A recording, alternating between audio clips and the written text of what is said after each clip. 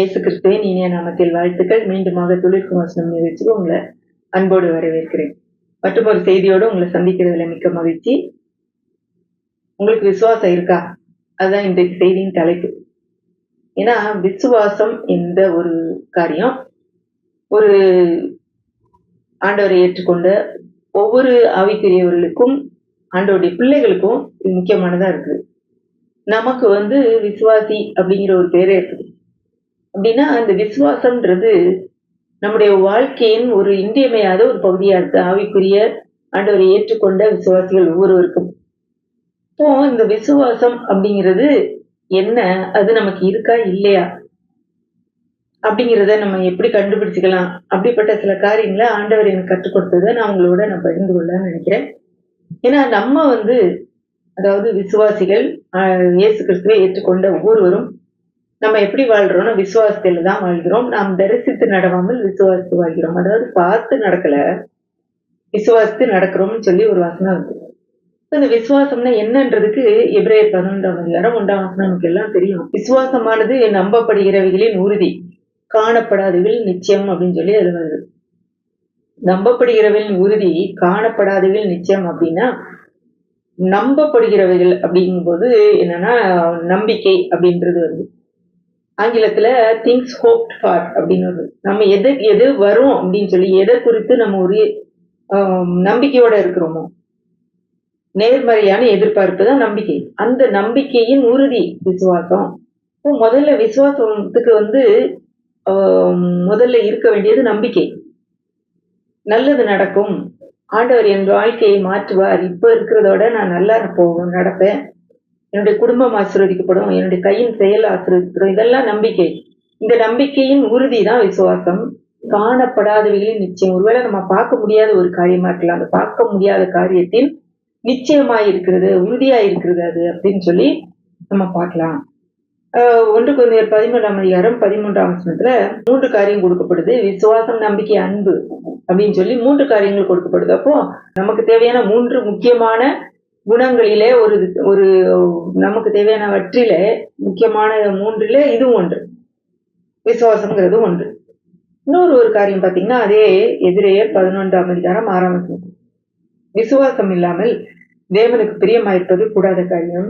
ஏனென்றால் தேவனிடத்தில் சேர்கிறவன் அவர் உண்டென்றும் அவர் தம்மை தேடுகிறவர்களுக்கு பலன் அளிக்கிறவன் என்றும் விசுவாசிக்க வேண்டும். அப்போ இந்த இதுல இன்னொரு காரியத்தை பாக்குறோம். விசுவாசம் இல்லாமல் தேவனுக்கு பிரியமாயிருக்க முடியாது.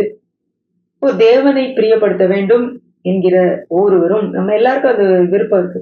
ஆண்டவருக்கு பிரியமா நடக்கணும், ஆண்டவருக்காக நிக்கணும், ஜெபிக்கணும், வேதவாசிக்கணும், அப்படிலாம் நம்ம சில காரியங்களை முயற்சி எடுத்துக்கிறோம். ஆனா அதெல்லாம் கூட சொல்லப்படல. விசுவாசம் இல்லாமல் தேவனுக்கு பிரியமா இருப்பது கூடாத காரியம், முடியவே முடியாது. ஏன்னா தேவனிடத்தில் சேர்கிறவன் அவர் உண்டென்றும் அவர் தம்மை தேடுகிறவர்களுக்கு பலன் அளிக்கிறவர் என்றும் விசுவாசிக்க வேண்டும். உண்டுன்னு அவர் இருக்கிறார்னு விசுவாசிக்கணும், நம்மை தேடுகிறவர்களுக்கு பலன் அளிக்கிறவர் என்பதை விசுவாசிக்க வேண்டும் அப்படின்னு சொல்லி நம்ம பார்க்கிறோம். இதுல விசுவாசம் வருது. முதல்ல கர்த்தர் இருக்கிறாரா அப்படின்னு நம்ம அறியறதுக்கே விசுவாசம் வேணும், ஒரு நம்பிக்கை வேணும். அவர் இருக்கிறார் என்பதை அறிகிற அறிவு நமக்கு தேவை, அது ஒரு நம்பிக்கை தேவை. அந்த நம்பிக்கையின் உறுதி தான் விசுவாசம். அந்த விசுவாசம் எப்படி வரும்? ஆதலால், அதாவது ரோமர் 10:17 வாசிக்கிறேன். ஆதலால் விசுவாசம் கேள்வியினாலே வரும், கேள்வி தேவனுடைய வசனத்தினாலே வரும். இப்போ கேள்வின்னொன்னே கொஸ்டின் கிடையாது, அதாவது கேட்கிறது, ஹியரிங், காதுல கேட்கிறோம்ல அது. இப்போ எப்படி வருது அப்படின்னு அது விசுவாசத்தை நம்ம எப்படி பெற்றுக்கொள்கிறோம் அப்படின்னா, அதாவது கேட்டுக்கொண்டே இருப்பதனாலே. என்னத்தை கேட்டுக்கொண்டே இருப்பதனாலே? தேவனுடைய வசனங்களை கேட்டுக்கொண்டே இருப்பதனாலே விசுவாசம் வரும். இப்போ விசுவாசத்தை குறைத்து போடுறதுக்கும் விசுவாசம் இல்லாம போறதுக்கும் என்ன, நம்ம கேட்காம தேவையில்லாத காரியங்களை, நம்பிக்கையற்ற காரியங்களை, ஒரு எதிர்மறையான காரியங்களே தொடர்ந்து கேட்டுக்கொண்டே இருந்தோம்னா இது விசுவாசம் இல்லாம போறதுக்கு வழி இருக்கு அப்படின்னு சொல்லி கூட நம்ம யோசிக்கலாம். இப்போ எப்படி வரும்னா தேவனுடைய வசனத்தை கேட்பதனாலே வரும். இப்போ இந்த விசுவாசம்ன்றது விசுவாசங்கிறோம், அது எதையாவது எப்படியாவது பார்த்து கண்டுபிடிக்கிறோமா? இது ஒரு பொருள் மாதிரி, இங்க ஒரு லைட் இருக்கு அப்படின்னு சொல்லி நம்ம காமிக்கிறோம். அதே மாதிரி விசுவாசம்னா இது அப்படின்னு காமிக்க முடியுமானா பொருளா காண்பிக்க முடியாது. ஆனா அதை சில மனிதர்களிடத்துல பார்க்க முடிகிறது. எப்படின்னு பாத்தீங்கன்னா, ஏன்னா வசனத்தை நான் காட்டுறேன். அப்போஸ்தலர் 14:9 பவுல் பேசுகிறதை கேட்டுக்கொண்டிருந்தான். அவனை பவுல் உற்று பார்த்து ரட்சிக்கேற்ற விசுவாசம் அவனுக்கு உண்டென்று கண்டு. இப்ப பவுல் ஒரு பிரசங்கம் பண்ணிட்டு இருக்காரு. முன்னாடி வந்திருக்கிற ஒரு மனுஷன் அவர் பேசுறத உற்று கேட்டுக்கிட்டு இருந்தானா. இப்போ பார்த்து கொண்டிருக்கிற பவுலுக்கு அவனை பார்த்த உடனே தெரிஞ்சிருது இவனுக்குள்ளே விசுவாசம் இருக்குது அப்படின்னு சொல்லி அவனுக்கு சுகத்தை அவர் கொடுக்குறாரு. அந்த நேரத்துல சுகத்தை பேசுறாரு, அவன் சுகமடைகிறான். இப்போ அது பார்க்க முடியுது, அது கண்களால் பார்க்க முடியுது. ஆனா பொருளா இல்ல, ஒரு மனிதனுக்குள்ளே விசுவாசம் இருக்கிறத பார்க்க முடியுது. இதே மாதிரிதான் இயேசு கூட திமிர்வாதக்காரனை தூக்கிட்டு 4 பேர் வருவாங்க, கூரையில இருந்து கீழே இறக்குவாங்க. அவர்களுடைய விசுவாசத்தை அவர் கண்டு இவன் இயேசுக்கு முன்னாடி அவனை இறக்குவாங்க. அப்போ ஆண்டவர் அந்த வசனம் போட்டிருப்பான், அவருடைய விசுவாசத்தை அவர் கண்டு. எப்படி அவர் பார்த்தாரு? அவங்களோட செயல்ல பாக்குறாரு, அவங்க செய்யற செய்கைகளை பாக்குறாரு. அது அது விசுவாசத்தை காண்பிக்குது. இவங்களுக்கு இவர் செய்வாருன்றத உறுதியா நம்புறாங்க, எதிர்பார்க்கறாங்க. அது நம்பப்படுகிறதில் உறுதிதான் விசுவாசம்ன்றதுனால அந்த விசுவாசத்தை அவர் பார்க்கிறாருன்னு வருது. இன்னொரு வசனத்தை நான் வாசிக்கிறேன். 1 தெசலோனிக்கேயர் 1ஆம் அதிகாரம் 8ஆம் வசனம். எப்படியெனில் உங்களிடத்திலிருந்து கர்த்தருடைய வசனம் மக்கதோனியாவிலும் அகாயாவிலும் தொனிப்பதும் அல்லாமல் நாங்கள் அதை குறித்து ஒன்றும் சொல்ல வேண்டியதா இராதபடிக்கு தேவனை பற்றிய உங்கள் விசுவாசம் எங்கும் பிரசித்தமாயிட்டு. அப்போ விசுவாசம் எங்கேயும் பிரசித்தமாயிட்டுன்னா எல்லா இடத்துக்கும் தெரியுது, எல்லாருக்கும் தெரியுது. இப்போ விசுவாசத்தை நாம் காண முடியும் அப்படின்னு நம்ம பாக்குறோம். விசுவாசத்தை குறித்துதான் இன்னைக்கு கற்றுக்கொண்டிருக்கோம். அடுத்த ஒரு பகுதி என்னன்னு பாத்தீங்கன்னா, விசுவாசம் அளவில மாற முடியும். அதாவது ஏதோ ஒண்ணு, ஒரு பொருள் இப்படி கொண்டு வச்சாச்சு, இப்ப இந்த டம்ளர் இருக்கு, இந்த டம்ளர் வச்சாச்சு, அது அப்படியேதான் இருக்கும். அப்படி இல்ல, விசுவாசம் என்பது உயிரோட்டம் உள்ளது. அது குறையும், கூடும், பெருகும். அப்படின்றதுனால அது மாறக்கூடியது. அளவு மாறுது. நிறைய இருக்கு, குறையா இருக்குது, பெருகுது, வளருது. அப்படிலாம் அப்போ அது உயிரோட்டம் உள்ளதா இருக்கிறது. இது எப்படி பாக்குறோம் அப்படின்னா, லூக்கா 22ஆம் அதிகாரம் 32ஆம் வசனத்துல, நானும் உன் விசுவாசம் ஒளிந்து போகாதபடிக்கு உனக்காக வேண்டிக் கொண்டேன். நீ குணப்பட்ட பின்பு உன் சகோதரரை ஸ்திரப்படுத்து. இது இயேசு தன்னுடைய கடைசி ராப்போஜனத்து அன்னைக்கு பேதுருட்டு அதை சொல்றாரு. நானும் உன் விசுவாசம் ஒளிந்து போகாதபடிக்கு உனக்காக நான் வேண்டிக் கொண்டேன். அது உன்னுடைய விசுவாசம் ஒளிந்து போகாதபடி. அப்போ இல்லாமலே ஆயிடுறதுக்கு வழி இருக்கு. நிறையாவும் இருக்க முடியும், குறைய ஒண்ணும் இல்லாமலே போக முடியும் போல இருக்கு. அப்போ அந்த விசுவாசம் அளவு மாறுதுன்றது வசனம். இன்னொரு வசனத்தை பார்க்கலாம். 2 கொரிந்தியர் 10ஆம் அதிகாரம் 16ஆம் வசனம். ஆகிலும் உங்களுடைய விசுவாசம் விருத்தியாகும் போது மற்றவர்களுடைய எல்லைகளுக்குள்ளே செய்யப்பட்டவைகளை நாங்கள் செய்ததாக மேன்மை பாராட்டாமல் அப்படின்னு சொல்லி சில காரியங்கள் எழுதுறாரு. இதுல என்ன பாக்குறோம்? உங்கள் விசுவாசம் விருத்தி அடைந்த போது. அப்போ விசுவாசமானது விருத்தி அடையுது. அதுக்கு முந்தினதுல பார்த்தோம் ஒளிந்து போகுது அப்படின்னு பார்த்தோம். இதுல விசுவாசம் விருத்தி அடையுது அப்படின்னு சொல்லி பாக்குறோம். அப்போ குறையவும் முடியும், கூடவும் முடியும், அளவு அதிகரிக்கவும் முடியும், குறையவும் முடியும் அப்படின்னு பாக்குறோம். நமக்குள்ள விசுவாசம் இருக்கா இல்லையா, நமக்கு நிறைய இருக்கா குறையா இருக்கான்னு கூட நம்ம கண்டுபிடிக்கலாம். அது கூட இருக்கு. 2 தெசலோனிக்கேயர் 1ஆம் அதிகாரம் 3ஆம் வசனம். சகோதரரே, நாங்கள் எப்பொழுது உங்களுக்காக தேவனை ஸ்தோத்திரிக்க கடனாளிகளா இருக்கிறோம். உங்கள் விசுவாசம் மிகவும் பெருகுகிறதுனாலும். இதுல விசுவாசம் பெருகுது, விசுவாசம் விருத்தி அடையுது, விசுவாசம் ஒளிந்து போகுது. அப்போ விசுவாசத்துக்கு அளவு மாறுபடுது அப்படின்னு நம்ம பார்க்கிறோம். அடுத்து விசுவாசத்தின் இன்னொரு தன்மை என்னன்னு பாத்தீங்கன்னா, அது தலைமுறையாக வர முடியும். அது எந்த வசனத்துல பாக்குறோம்னா 2 தீமோத்தேயு 1ஆம் அதிகாரம் 5ஆம் வசனம். அந்த விசுவாசம் முந்தி உன் பாட்டியாகிய லோபிசாளுக்குள்ளும் உன் தாயாகிய ஐனிக்கேயாளுக்குள்ளும் நிலைத்திருந்தது, அது உனக்குள்ளும் நிலைத்திருக்கிறது என்று நிச்சயித்திருக்கிறேன். இப்ப தீமோத்தேயுக்கு எழுதும் போது பவுல் சொல்றாரு, உங்க பாட்டி கிட்ட அதே விசுவாசம் இருந்தது, உங்க அம்மா கிட்ட அதே விசுவாசம் இருந்தது, இப்ப அதே விசுவாசம் உனக்குள்ளும் இருக்குது. இப்போ விசுவாசம் தலைமுறைகளாக கடத்தப்பட முடியும். இது அப்பா அம்மா ஒருவேளை பாட்டி தாத்தா நம்முடைய முன்னோர்கள் விசுவாச வல்லவர்களா இருந்தார்களானால் அவர்கள் மூலம் அவர்களிடத்துல இருந்து நமக்கு விசுவாசம் வர முடியும். நாம் அதிலே நடக்கும்போது அந்த விசுவாசம் நமக்குள்ளே வர முடியும். நம்ம பார்க்கிறோம் சில காரியங்கள், விசுவாசத்தை குறித்து சில காரியங்களை பார்க்கிறோம். அது குறையும், அளவு கூடும், குறையும். அது உயிரோட்டம் உள்ளது. அது ஏதோ ஒண்ணு பல்லு மாதிரி அப்படியே இருக்காது. ஒரு நேரம் குறையும், ஒரு நேரம் விருத்தி அடையும், வளரும் அப்படின்னு பார்த்தோம். தலைமுறையாக கூட வர முடியும் அப்படின்றது சில வசனங்களை நம்ம பார்த்தோம். இந்த விசுவாசம்ன்றது எவ்வளவு முக்கியமானது. ஏன்னா தேவன் விசுவாசம் இல்லாம அவர்கிட்டே போக முடியாது. தேவன் ஒருவர் இருக்கிறார் என்பதே நம்ம முதல்ல விசுவாசிக்கணும். விசுவாசிச்சாதான் அது மட்டும் இல்ல, அவர் தேடுகிறவர்களுக்கு பலன் அளிக்கிறவர்ன்றதையும் நம்ம விசுவாசிக்கணும். அந்த விசுவாசம் இல்லாம அவர்கிட்ட போகவே முடியாது, அவரை பிரியப்படுத்தவே முடியாது அப்படிங்கறத நம்ம பார்த்தோம். இப்போ நமக்கு விசுவாசம் இருக்கா இல்லையா அப்படிங்கிறத நம்ம தெரிஞ்சுக்கிறதுக்கு சில காரியங்களை இன்னைக்கு நம்ம படித்துக்க போறோம். இது வந்து செயல்முறையா நம்ம அறிந்து கொள்ள வேண்டியது. ஏன்னா நமக்கு வந்து இந்த விசுவாசம்ன்றது கண்டிப்பாக தேவையா இருக்குது. நம்ம இந்த உலகத்திலே வாழ்வதற்கு ஆண்டவருடைய பிள்ளைகள் ஆண்டவருடைய வழியிலே காரியங்களை செயல்படுத்துவதற்கு இந்த விசுவாசம் தேவையா இருக்குது. அப்போ விசுவாசத்தை அளவிட சில குறிப்புகள் இன்னைக்கு நம்ம பார்க்க போறோம். முதல் குறிப்பு, விசுவாசித்தால் சொல்வது நடக்கும். இப்போ நம்ம சொன்னோம்னா அது நடக்கும். எப்போ நம்ம சொல்றது, நம்ம விசுவாசத்தை சொன்னோம்னா அதுக்கு ஒரு வசனத்தை நான் வாசிக்கிறேன். லூக்கா 17ஆம் அதிகாரம் 6ஆம் வசனம். அதற்கு கர்த்தர், கடுகு விதையளவு விசுவாசம் உங்களுக்கு உண்டாயிருந்தால் நீங்கள் இந்த காட்டத்தி மரத்தை நோக்கி நீ வேரோடு பிடுங்குண்டு கடலிலே நடப்படுவாயாக என்று சொல்ல அது உங்களுக்கு கீழ்ப்படியும். ஒரு இம்பாசிபிள் சுச்சுவேஷன் சொல்றாரு, நடக்கவே முடியாத ஒரு சுச்சுவேஷன். ஒரு அத்தி மரம் வேரோடு பிடுங்கிட்டு போய் கடல் நடுவுல நடப்படணும். கடல்ல ஏதாவது மண்ணு இருக்குதானா? இல்ல. ஆனா கடல்ல நீ நடப்படு, இங்க இருந்து நீயா பிடிங்கிப்ப அங்க நடப்படுன்னு சொன்னா கூட அது செய்யும். எப்போ உங்களுக்கு நீங்க சொல்ற வார்த்தையில விசுவாசம் இருந்தால் அப்படின்னு சொல்றாரு. அதாவது நடக்கவே முடியாது, இது முடியவே முடியாது அப்படிங்கிற காரியம் கூட விசுவாசத்தினால் முடியும் அப்படின்னு சொல்றாரு. விசுவாசத்தினால் எப்போ? விசுவாசத்தோடு வார்த்தைகள் சொல்லப்படும் போது நடக்க முடியும். இப்போ நமக்கு முதல் செக் எதுல பார்க்கணும்? நம்முடைய வார்த்தைகளை கவனிக்கணும். விசுவாசம் இருக்கா இல்லையா நம்மளை பற்றி அறிந்து கொள்ளணும்னா நம்முடைய வார்த்தைகளை கவனிக்க வேண்டும். வார்த்தைகள் எப்படிப்பட்ட வார்த்தைகளா இருக்குது? எதிர்மறையான வார்த்தைகளா இருக்குதா? இல்ல ஒரு காரியத்தை, ஒரு சுகத்தை நம்ம எதிர்பார்க்கிறோம் அப்படின்னா, இது எனக்கு நடக்காது, இவ்வளவு பெரிய வியாதின்னு சொல்லிட்டாங்க, இவ்வளவு கஷ்டம், அது இவ்வளவு பலவீனம் எனக்கு இருக்குது அப்படின்னு சொல்லி எதிர்மறையான காரியங்களையே பேசிக்கொண்டு இருந்துட்டு எனக்கு வந்து சுகம் கிடைக்கும்னு நம்ம நம்புறது, எதிர்பார்க்கறது முடியாத காரியம். ஏன்னா இதுல என்ன சொல்லியிருக்கு? நீங்க வந்து காட்டத்தி மரத்தை நோக்கி வேரோடு பிடுங்கி சமுத்திரத்திலே நடப்படுவாயாக, கடலிலே நடப்படுவாயாக என்று சொல்ல அது உங்களுக்கு கீழ்ப்படியும். அது சொல்லும் போது கீழ்ப்படிதான், அந்த விசுவாசத்தோடு சொல்லும் போது. இன்னொரு இடத்துல அதே வசனத்தை வாசிக்கிறேன். மத்தேயு 17ஆம் அதிகாரம் 20ஆம் வசனத்துல இது வந்து எந்த இடத்துல ஆண்டவர் சொல்றாருன்னா, அந்த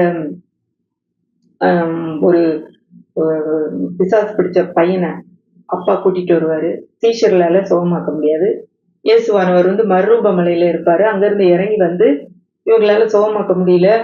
அப்புறம் வந்து அவரு சுகமாக்கிடுவாரு. சுகமாக்கின பிறகு சீஷர்கள் தனியா வந்து கேட்பாங்க, ஏன் ஆண்டவரே எங்களால செய்ய முடியல? அப்ப சொல்லுவாரு, உங்கள் அவிசுவாசத்தினாலேதான். கடுகு விதையளவு விசுவாசம் உங்களுக்கு இருந்தால் நீங்கள் இந்த மலையை பார்த்து இவ்விடம் விட்டு அப்புறம் போ என்று சொல்ல அப்புறம் போம்.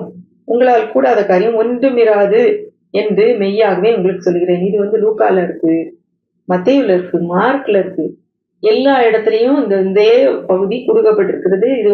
இது வந்து பல முறை ஆண்டவர் பல இடங்கள்ல சொல்லியிருக்கலாம்.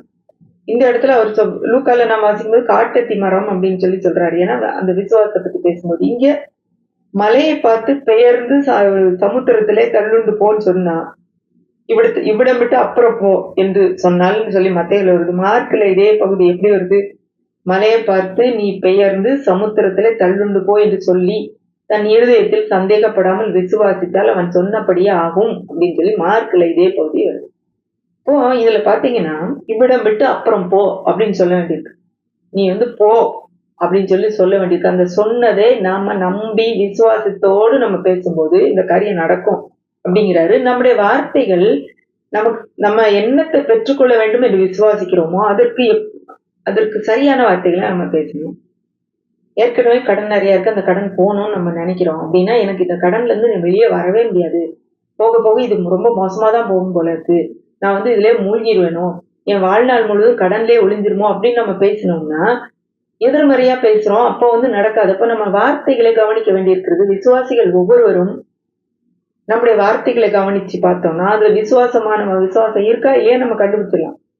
இதுல ஒரு எக்ஸாம்பிள் நான் வாசிக்கிறேன். மார்க் 5ஆம் அதிகாரம் 25ஆம் வசனத்துல இருந்து நான் வாசிக்கிறேன். அப்பொழுது 12 வருஷமா பெரும்பாடுள்ள ஒரு ஸ்திரீ அநேக வைத்தியர்களால் மிகவும் வருத்தப்பட்டு தனக்கு உண்டானவைகளை எல்லாம் செலவழித்தும் சற்றாகிலும் குணமடையாமல் அதிக வருத்தப்படுகிற பொழுது இயேசுவை குறித்து கேள்விப்பட்டு, நான் அவருடைய வஸ்திரங்களை ஆகிலும் தொட்டால் சுத்தமாவேன் என்று சொல்லி ஜனக்கூட்டத்துக்குள்ளே அவருக்கு பின்னாக வந்து அவருடைய வஸ்திரத்தை தொட்டாள். உடனே அவளுடைய உதரத்தின் ஊரல் நின்று போயிற்று. அந்த வேதனை நீங்கி ஆரோக்கியம் அடைந்ததை அவள் தன் சரீரத்தில் உணர்ந்தாள். உடனே இயேசு தம்மிடத்திலிருந்து வல்லமை புறப்பட்டதை தமக்குள் அறிந்து ஜனக்கூட்டத்துக்குள்ளே திரும்பி என் வஸ்திரங்களை தொட்டது யார் என்று கேட்டார். அவருடைய சீஷர்கள் அவரை நோக்கி, திரளான ஜனங்கள் உம்மை நெருக்கிக் கொண்டிருக்கிறதை நீர் கண்டும் என்னை தொட்டது யார் என்று கேட்கிறீரே என்றார்கள். இதை செய்தவளை காணும்படிக்கு அவர் சுற்றிலும் பார்த்தார். தன்னிடத்தில் சம்பவித்ததை அறிந்த அந்த ஸ்திரீயானவள் பயந்து நடுங்கி அவர் முன்பாக வந்து விழுந்து உண்மையெல்லாம் அவருக்கு சொன்னார். ஆண்டவர் சொல்றாரு, நீ பயப்படாதே, சமாதானத்தோட போ, நீ முன் விசுவாசத்தின்படி உனக்கு ஆகணும்னு சொல்லி அனுப்புறாரு. இப்போ இந்த பகுதியில அந்த ஸ்திரீக்கு சுகம் வேண்டியிருந்தது. அவளுக்கு 12 வருஷமா பெரும்பாடு, உதிரப்போக்கு, அவளுடைய ஆஸ்தியெல்லாம் செலவழிக்கிறா. வைத்தியர்களுக்கு கொஞ்சம் கூட குணம் இல்லை. இப்போ ஆண்டவர் சுகமா மாக்குவாரு, விடுதலை கொடுக்கிறாரு, சுகப்படுத்துறாருன்றத கேட்கிறா. கேட்டது மட்டும் இல்லாம விசுவாசம் கேள்வியினாலே வரும்னா கேட்கறது. கேட்டா அது மட்டும் இல்ல, இவ என்ன சொல்றா, நான் அவருடைய வஸ்திரங்களை ஆகிலும் தொட்டால் சுகமாவேன், சுத்தமாவேன் என்று சொல்லி. இவருடைய வார்த்தையை பாருங்க, நான் அவருடைய வஸ்திரத்தை தொட்டா போதும் சுகமாவேன், அவருடைய வஸ்திரத்தை தொட்டா போதும் சுகமாவேன், அவருடைய ஆடையின் ஓரத்தை தொட்டா போதும் சொல்லிக்கிட்டே இருக்கிறா. அதே மாதிரி அவர் போகும்போது போற வழியில பின்னாடி போய் அவருடைய வஸ்திரத்தை தொடுறா. எத்தனையோ பேர் நெருக்குறாங்க. அதான் சீஷர்கள் சொல்றாங்க, இத்தனை பேர் உங்களை தள்ளி நெருக்கிட்டு இருக்காங்களே, இந்த நேரத்துல என்ன யார் தொட்டுதுன்னு கேக்குறீங்க, எதை வச்சு கேக்குறீங்க அப்படின்னு கேட்கும்போது ஆண்டவர் சொல்றாரு, ஒருவர் என்னை தொட்டது உண்டு அப்படிங்கிறாரு. ஏன்னா அவரிடத்துல இருந்து வல்லமை படுத்துச்சு. அவர் பார்க்கல, இந்த ஸ்திரியை பார்த்து பேசல, வல்லமை எதுவும் அவரா எதுவும் ரிலீஸ் பண்ணல. இந்த அம்மாவா சொல்லிக்கிட்டாங்க, அவர் தொட்டா போதும், அவருடைய வஸ்திரத்தை தொட்டா போதும், நான் சுகமாவேன், நான் சுகமாயிருந்தேன், வஸ்திரங்களை ஆகிலும் தொட்டால் போதும், எனக்கு அவரை தொட வேண்டியதில்லை, அவர் என்ன தொட வேண்டியதில்லை, அவருடைய வஸ்திரத்தை தொட்டா போதும் சுகமாயிருந்தேன். அவருடைய விசுவாசம் வார்த்தையிலே வெளிப்பட்டு கொண்டிருக்கிறது. நம்முடைய வார்த்தைகளை கவனிக்கணும். நம்ம என்ன மாதிரி வார்த்தைகளை பேசுறோம், நம்முடைய சூழ்நிலைகளுக்கு என்ன நடக்கணும்ன்ற அந்த வார்த்தைகளை பேசுறோமா, இல்ல எதிர்மறையான தேவையில்லாத வார்த்தைகளை, வீணான வார்த்தைகளை பேசுறோமான்னு கவனிக்கணும். 2வது காரியம், அந்த விசுவாசம், உண்மையான விசுவாசம் சூழ்நிலைகளினாலே பாதிக்கப்படாது.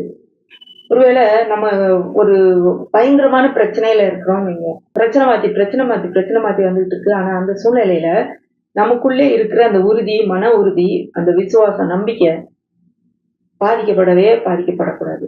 பாதிக்கப்பட்டு ஐயோ அப்படின்னு நம்ம அலமோதிக்கிட்டு இருந்தோம்னா, பயப்பட்டுட்டு இருந்தோம்னா, அது விசுவாசத்தை உறிந்து விடுகிறது, உறிஞ்சிருது. எப்படி ஒரு ஸ்ட்ரா வச்சு தண்ணியை உரியிறோமோ அதே மாதிரி நமக்குள்ள உள்ள விசுவாசத்தை பயம் உறிஞ்சி எடுத்துருது.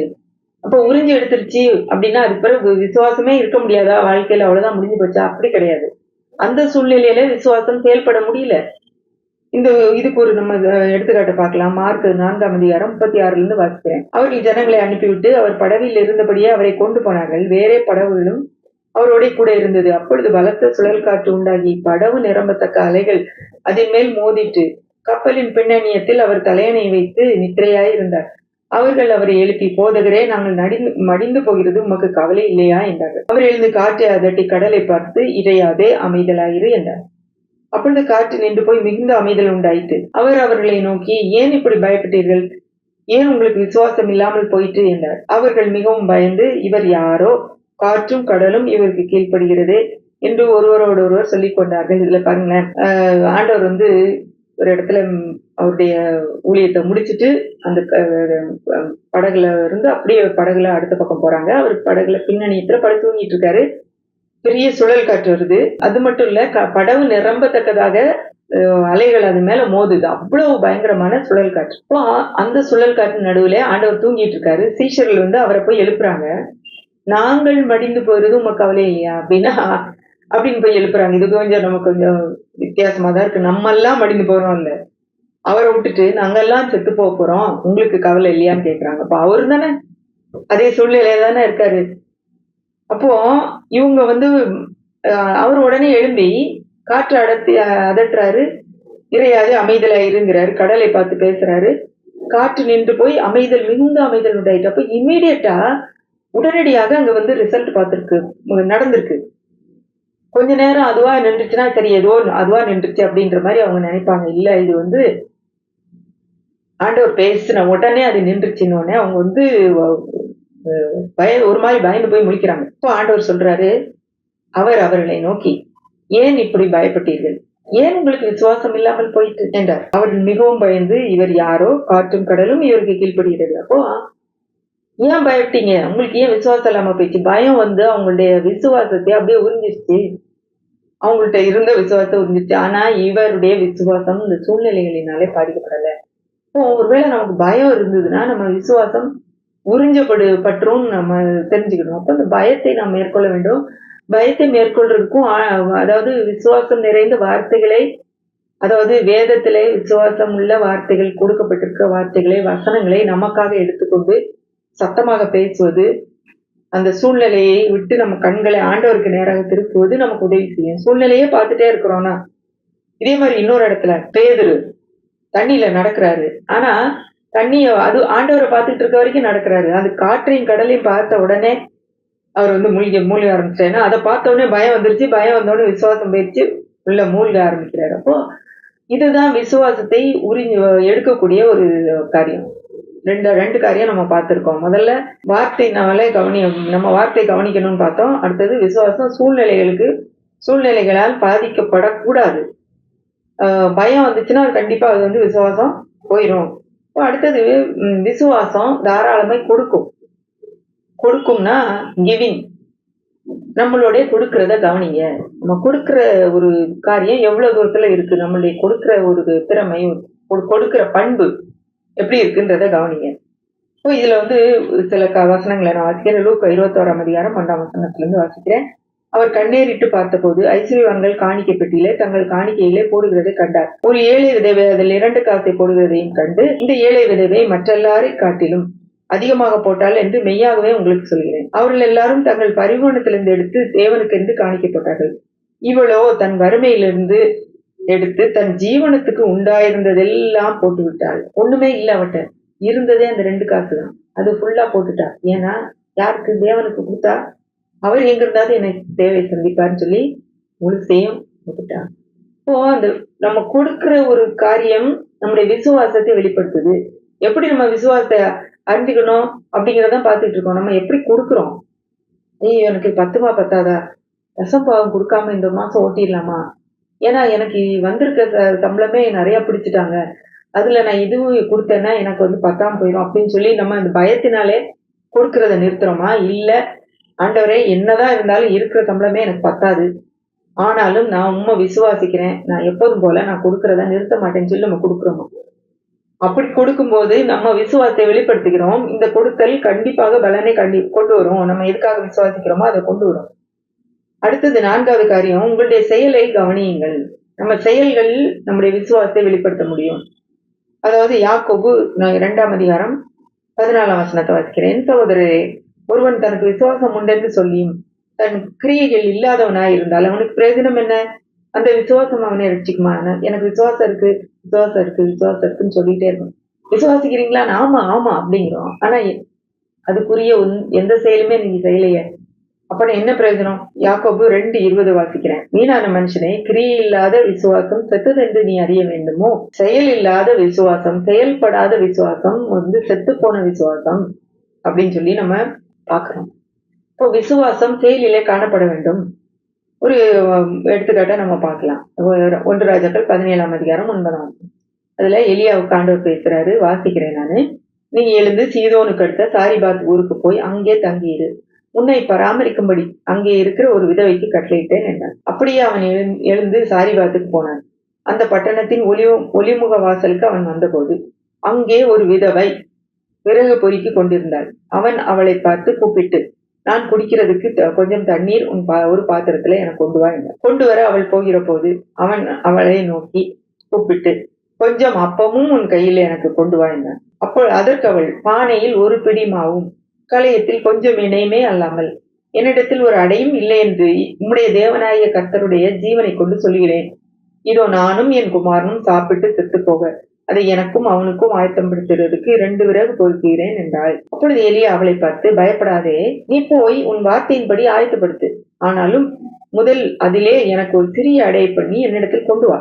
பின்பு உனக்கும் உன் குமாரனுக்கும் பண்ணலாம். கர்த்தர் தேசத்தின் மேல் மழையை கட்டளையிடும் நாள் மட்டும் பானையில் செலவழிந்து போவதும் இல்லை, கலசத்தில் எண்ணெய் குறைந்து போவதும் இல்லை என்று இஸ்ரவேலின் தேவனாகிய கர்த்தர் சொல்கிறாள் என்றார். அவள் போய் எலியாவின் சொற்படி செய்தாள். அவளும் இவனும் அவள் வீட்டாரும் அநேக நாள் சாப்பிட்டார்கள். கர்த்தர் எலியாவை கொண்டு சொன்ன வார்த்தையின்படியே பானையிலே மாவு செலவழிந்து போவதும் இல்லை, கலசத்தில் எண்ணெய் குறைந்து போகவும் இல்லை. இந்த பகுதி நம்ம எல்லாருக்கும் தெரிந்த பகுதிதான். இதுல சில காரியங்களை நான் முக்கியமா காட்ட விரும்புகிறேன். இந்த பெண் ஒரு விதவைதான். அவள்கிட்ட இருந்தது ஒரு பிடி மாவும் கொஞ்சோண்டு எண்ணெய் தான். எலியாவை ஆண்டவர் ஏற்கனவே சொல்லிட்டாரு, சாரிபாத்துக்கு போ, அங்க ஒரு விதவைக்கு நான் உன்னை போஷிக்கும்படி சொல்லியிருக்கிறேன் அப்படின்னு சொல்லி. நான் எதுக்காக ஆண்டவர் இந்த எலியாவை அங்க அனுப்பியிருப்பாரு அப்படின்னு யோசித்து பார்த்தோம்னா, இந்த விதவைக்காக தான் நான் என்ன நினைக்கிறேன். ஏன்னா எலியாவுக்கு காக்கா வச்சு கூட ஆண்டவர் போஷிக்க முடியும். காக்கா காலையிலயும் சாயங்காலமும் அப்பமும் இறைச்சியும் கொண்டு வந்துச்சு. அவனுக்கு எங்க இருந்தாலும் ஆண்டவர் கொடுத்துருவாரு. அவனுக்கு அவர் தேவனால் போஷிக்கப்படுகிற தேவனுடைய மனுஷன். இப்போ யாருக்கு உதவி தேவை? விதவைக்கு தான். இவளுக்கு இருந்தது எவ்வளோ? கொஞ்சோண்டு மாவு, கொஞ்சம் எண்ணெய், அவ்வளவுதான். ஆனா சில காரியங்கள் இதுல என்ன பார்க்கணும்னா, விறகு பொறுக்கிட்டு இருக்கா. அது அந்த பட்டணத்தின் வாசலுக்கு வெளியே, ஒரு ஒளிமுக வாசலுக்கு வெளியேனா ஊரை விட்டு வெளியே போய் இது பொறுக்கிட்டு இருக்கா. அப்போ இவன் கேட்கறான், கொஞ்சம் தண்ணி கொண்டு வான்னு. யோசித்து பார்த்தா, இவன் போய் எடுத்துட்டு வர்ற அளவுக்கு போற அளவுக்கு அவளுக்கு ஒரு நல்ல மனசு இருந்திருக்கு. எதனாலயோ தெரியல, ஒருவேளை தேவனுடைய மனுஷன் அவளை புரிஞ்சுக்கிட்டாலோ என்ன தெரியல, இவ போறான். போகும்போது கூப்பிட்டு அப்படியே ஒரு சாப்பிட்றதுக்கு எனக்கு கொண்டு வா, ஏதாவது கொஞ்சம் அப்பமும் உன் கையில கொண்டு வான்னு கேட்கிறாரு. அப்போ அதான் சொல்றா, என்கிட்ட இவ்வளவுதான் இருக்கு, நான் இன்னைக்கு சாப்பிட்டு இதோட சாக போறேன், ஏன்னா இதுக்கு மேல எங்களுக்கு இல்ல. இப்ப எலியா சொல்றான், பயப்படாதே, உன் வார்த்தையின்படி போய் ஆயத்தப்படுத்து. ஆனா முதல்ல எனக்கு ஒரு சின்ன அடைய பண்ணி எனக்கு முதல்ல எடுத்துட்டு வா, அதுக்கு பிறகு போய் நீ உனக்கும் மகனுக்கும் பண்ணிக்கலாம் அப்படின்னு சொல்லிட்டு கர்த்தர் சொல்றாரு. இந்த மழை பெய்யற வரைக்கும் உனக்கு மாவு செலவழியாது, எண்ணெய் குறையாதுங்கிறாரு.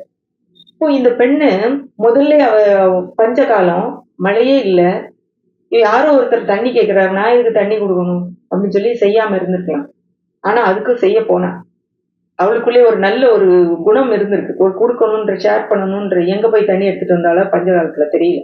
நம்மள மாதிரி பைப்ல எல்லாம் வர்றதுக்கு வாய்ப்பு இல்லை, அவங்களுக்கு கிடையாது. அதெல்லாம் எங்கேயாவது போய் கிணத்துலதான் எடுத்துட்டு வந்துக்கணும். அப்போ அதை கொடுக்க போகும்போது இந்த இது கேட்ட உடனே இப்பயுமே அவள்கிட்ட இருந்தது கொஞ்சோண்டு மாவு, கொஞ்சோண்டு எண்ணெய். இப்ப எலியா கேட்கறது பாத்தீங்கன்னா, முதலாவது ஒண்ணு பண்ணி என்கிட்ட எடுத்துட்டு வா, அதுக்கு பிறகு உங்க 2 பேருக்கும் பண்ணிக்கலாம் அப்படிங்கிறாரு. இத இவன் வீட்டுக்கு போயிட்டு திரும்பி வராமலே இருந்திருக்கலாம்ல. போய் தண்ணி எடுக்க போய் வராமலே இருந்திருக்கலாம், பட் வீட்டுல உட்கார்ந்து இருந்திருக்கலாம். ஆனா இவ உண்மையாவே அதை விசுவாசித்ததுனால, கர்த்தர் சொல்றாரு இது நடக்கும் அப்படின்னு சொன்னதுனால, அந்த வார்த்தையை விசுவாசித்ததுனால அதை செயல்படுத்துறா. முதல்ல போய் அவனுக்கு கொடுக்குறா. அவனுடைய வார்த்தையின்படியே செய்ததுனால அவங்களுக்கு 3 வருஷமும் 6 மாசமும், அது ஆண்டவர் இயேசு அதை சொல்றாரு, 3 வருஷம் 6 மாசம் மழை இல்லாம போச்சு. அந்த நாள் வரைக்கும் அந்த பெண்ணுக்கும் அவனுடைய மகனுக்கும் அவளுடைய வீட்டாருக்கும் எலியாவுக்கும் அங்க இருந்துதான் சாப்பாடு. அவளும் இவனும் அவள் வீட்டாரும் அநேக நாள் சாப்பிட்டார்கள். எலியாவும் அவளும் அவளுடைய வீட்டை சேர்ந்தவங்க எல்லாருமே சாப்பிட்டுருக்காங்க, அவங்களுக்கு குறையவில்லை. அப்போ அந்த வார்த்தையின்படி செய்யறது பாத்தீங்கன்னா எவ்வளவு ஒரு பெரிய பலனை கொடுக்குதுல. நான் விசுவாசிக்கிறேன் ஆண்டவர். ஏன்னா நம்ம எப்படி காட்டுறோம், நம்முடைய செயல் அது வெளிப்படுதா? ஆண்டவருக்கு கொடுக்கணும்னு உள்ள ஒரு ஏவுதல் ஆண்டவர் இருக்கு. விசுவாசத்தை செயல்படுத்து, இதை செய்ய சொல்றாரு. உங்களுக்கு ஒருவேளை கால் வலி இருக்குது, மடக்க முடியல அப்படின்னா உங்களுக்கு ஆண்டவர் சுகமாக்கிட்டேன்னு சொல்றாரு. அந்த காலை எழுந்துச்சு நடந்து பார்க்கலாமே, செய்யறோமா? ஆண்டவர் கொடுக்குற வார்த்தையை நம்ம எடுத்துக்கொண்டு அதை சீரியஸா எடுத்து செய்யறோமா? இவன் உண்மையாவே அதை நம்பினா, அதை நம்பலைன்னா அவ திரும்பி கூட வந்திருக்கவே மாட்டா. அவ பாட்டுக்கு உள்ளது அது 2 சாப்பிட்டு இருக்கிறத ஆளுக்கு ஒண்ணு சாப்பிட்டு அன்னைக்கே செத்து போயிருப்பாங்க, அவங்க வாழ்க்கை அதோட முடிஞ்சிருக்கும். ஆனா இவள் அந்த வார்த்தை விசுவாசித்து அதை செயல்படுத்தினதுனாலே அவளுக்கும் அவனுக்கும் அவளுடைய வீட்டார் அனைவருக்கும் போதுமான அளவு அந்த 3 வருஷம் இருந்துச்சு. இதுதான் நம்முடைய செயலை கவனித்து பார்க்க வேண்டும். இப்ப நம்ம விசுவாசத்தோட என்ன காரியத்தை செய்யறோம்? உட்கார்ந்த இடத்துல இருந்துட்டு எனக்கு விசுவாசம் இருக்குன்னு சொல்லிக்கிட்டே இருக்கிறோமா? இல்ல ஆண்டவர் சொல்லுகிற காரியங்களுக்கு நாம் கீழ்ப்படிந்து நம்ம முன்னெடுத்து வச்சு காரியங்களை செயல்படுத்துறோமா? அப்போ விசுவாசம் இருக்கு இல்லைங்கிறத நம்ம எப்படி கண்டுபிடிச்சிக்கலாம் அப்படிங்கிறது நம்ம சில காரியங்களை பார்த்தோம்ல. முதல்ல விசுவாசம் நம்முடைய வார்த்தைகள்ல வெளிப்படணும். வார்த்தையை நம்ம எப்படி பேசுறோம் கவனிக்கணும். எதிர்மறையா பேசிட்டு இருக்கோம்னா நமக்கு விசுவாசம் இல்லைன்றது தெளிவாக தெரிஞ்சிடும். அடுத்தது நம்முடைய சூழ்நிலைகளினாலே நம்ம அசைக்கப்படாம இருக்கணும். அப்பதான் நமக்குள்ள விசுவாசம் இருக்கு. நம்ம அசைக்கப்படுறோம்னா பயம் இருக்குது. இந்த பயம் வந்து விசுவாசத்தை உறிஞ்சிரும். ஏற்கனவே சொன்ன மாரி விசுவாசம்ன்றது ஒரு பொருள் மாரி, ஒரு குறிப்பிட்ட அளவு மாரி அப்படியே இருக்கிறது கிடையாது. அது ஒரு உயிரோட்டம் உள்ளதுன்னு சொல்றேன். சில நேரம் கூடுது, சில நேரம் குறையுது. என்னதான் பெரிய விசுவாச வீரர்களா இருந்தாலும், என்னதான் தேவனுடைய பெரிய ஊழியக்காரர்களா இருந்தாலும், அவர்களும் இதுல வந்து ஒரு நேரம் கூடவும், குறையவும் முடியும் அப்படிங்கிறது தான் இதுல இருந்து நம்ம கற்றுக்கொள்ள வேண்டிய காரியம். அதனால எனக்கு அப்போ என் விசுவாசமே இல்லையா? என்னுடைய வாழ்க்கையில எனக்கு விசுவாசமே அவ்வளவுதான் போயிருச்சா? அப்படின்னு நம்ம நினைக்க வேண்டிய அவசியம் இல்ல. ஒரு நேரம், சில நேரம் நமக்கு இல்லாம போகுது. நம்ம விசுவாசத்தை நம்ம திரும்பவும் அது அதிகரிக்க முடியும். எப்படி?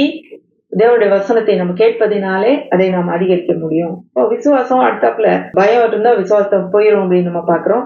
விசுவாசம் கொடுக்கும் அப்படின்றது பார்த்தோம். அந்த 2 காசை கொடுத்து அந்த விதவைக்கு பார்த்தோம். அவளுக்கு ஜீவனுக்கு உண்டான எதுவுமே அவளுக்கு இனிமே எதுவுமே இல்ல வீட்டுல. அவளுத்தையும் கொடுத்துட்டா.